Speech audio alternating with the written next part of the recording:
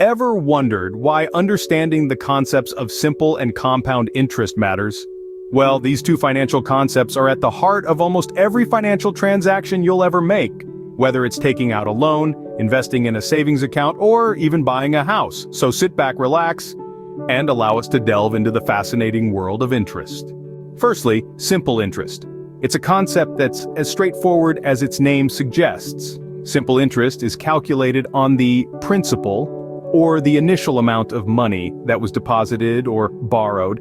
It's the kind of interest you'd encounter if you took out a loan and the lender charged you a fixed percentage of the principal per period. It's also the kind of interest you'd earn if you deposited money into a savings account that pays a fixed rate. In essence, simple interest doesn't change over time unless the principal does. Now imagine a scenario where you borrowed $100 at a simple interest rate of 10% per annum. At the end of the year, you'd owe an extra $10 in interest. If you borrowed that money for 2 years, you'd owe $20 in interest. And if you borrowed it for 3 years, yep, you guessed it, $30 in interest. Simple, isn't it? But here's where things get a little more interesting. Enter compound interest. This financial marvel has the power to supercharge your savings, or if you're not careful, inflate your debts.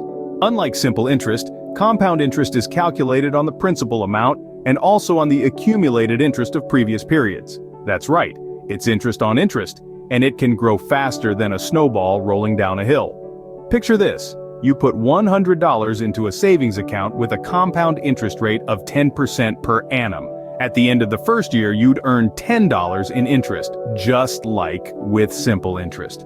But here's the kicker. In the second year, you'd earn interest on $110, not just the original $100, so you'd earn $11 in interest, bringing your total to $121, and it keeps growing from there. It's like a gift that keeps on giving. So, to summarize, simple interest is calculated on the initial amount of money deposited or borrowed. It remains the same unless the principal changes.